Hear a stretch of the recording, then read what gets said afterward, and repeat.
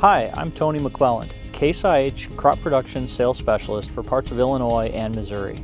Compacted soil reduces the amount of pore space that's in that soil. It's that pore space that allows the soil to hold air and water, so it really reduces the amount of water holding capability of the soil. Compacted soil really hinders root growth. It slows down the ability for roots to proliferate and grow.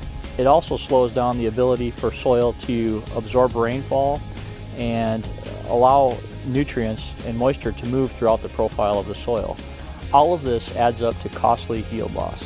Today we're going to talk about how we can reduce soil compaction, improve your soil tilth, which will improve your yields and improve your profit potential.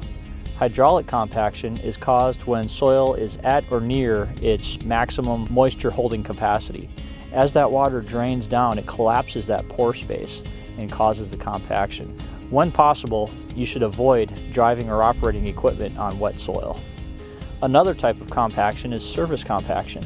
This is compaction that's in that top 8 to 12 inches of soil. To reduce surface compaction, try to reduce the traffic across your field, either by running wider equipment to reduce the number of passes, or run equipment that can do more in a single pass.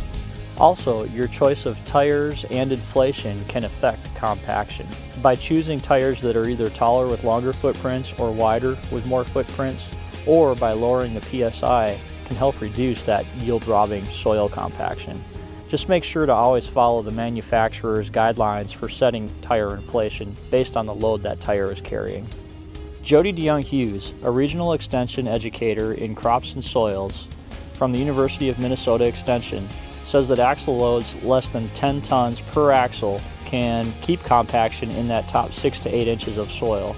She also says that axle loads of the heavy equipment that's used today can cause compaction as far as 3 to 4 feet deep. That's called deep compaction. Deep compaction is one of our greatest concerns because its true adverse impact on yields may not be seen for the first several years. For example, average first-year yield losses due to severe compaction of approximately 15%. That's according to a Pennsylvania State University extension summary of soil compaction studies in different countries. 10 years later, yield losses were reduced to 3% when there wasn't any recompaction in the same study, but the final yield loss was assumed to be a result of subsoil compaction and considered a permanent yield reduction. In a good year, you might not see any impact of the compaction on your yield, but in a bad year, when moisture and soil nutrients are harder for the plant to access, compaction will impact your yield. The Case IH Quad-Track and Road-Track design helps minimize soil compaction. Even weight distribution of the Road-Track and Quad-Track designs helps minimize that ground pressure. That really reduces the amount of compaction that can occur and lets that tractor float across the field, even under full traction and full power as that tractor's pulling a load. Let's take a look at the independent 4-track system on these tractors. Because of the tractor's articulated steering and tri-point oscillation, 26 degrees, the tractor delivers good power and torque to all 4 corners of the tractor. That optimizes its traction and its flotation throughout all kinds of ground conditions, even during turning. Articulated steering of this tractor, in other words, the fact that it bends to steer, allows it to really minimize any berming that can happen on the ends and minimize soil disturbance when it's turning. Also, under heavy loads, because of the 4-track system, it minimizes any weight transfer that affects even under full load.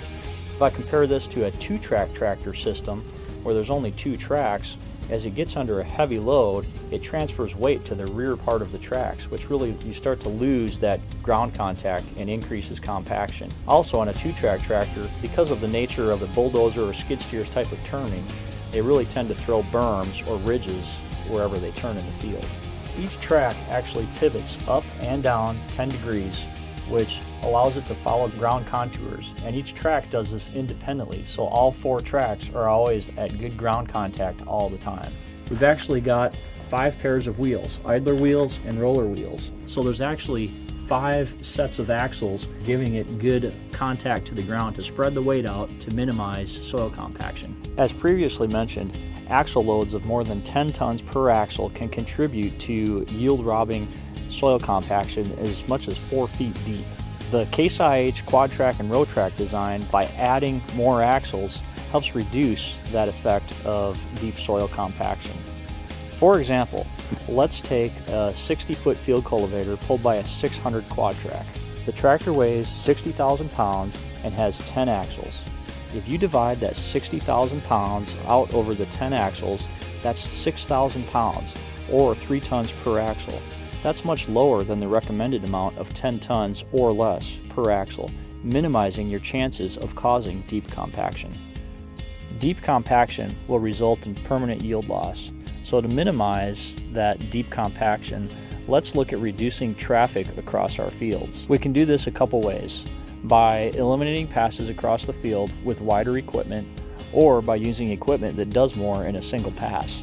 Let's look back at that Steiger 600 quad track pulling the 60-foot field cultivator, and let's compare it to a wheel tractor with a 710-70 R42 duals also pulling a 60-foot field cultivator. The tracked area for the quad track with 36-inch belts would equal a total of 6 feet because there's 2 tracked rows. The traffic area for the wheel tractor would be 28 inches for each wheel, times 4 because we're using duals, so we have 4 rows. That equals 9.3 feet. For each pass with a 60-foot field cultivator, the quad track puts down 6 feet of traffic area, or 10% of our working width. Compare that to 9.3 feet with a wheeled tractor putting pressure on the ground in that same 60-foot area, which equates to 15.5% traffic area. That's a 5.5% difference. And this doesn't even take into account lower PSI or ground pressure associated with a wider footprint of the quad track versus a wheeled tractor. Now, what does that mean in terms of yield loss? Based on Iowa State University research, a grower could see 14% more yield loss in traffic areas versus the rest of the field. If we were growing 200 bushels per acre of corn and 14% of that is lost, we'd be losing 28 bushels an acre in the traffic area. If we carry over that 5.5% advantage in a traffic area of a track tractor versus a wheeled tractor, you'd have a 1.5 bushel per acre advantage. 1.5 bushels per acre can add up to a lot of lost profit potential. Ground compaction can also be reduced with wheeled tractors by looking at different tire options that are available.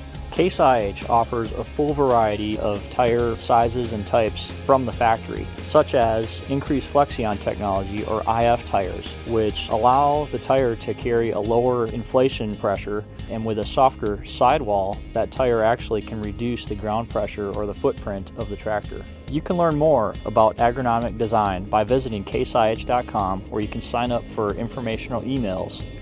Also, I'd like to invite you to visit your local Case IH dealer, where you can learn more about the Case IH quad track and road track tractors, as well as other agronomically designed equipment.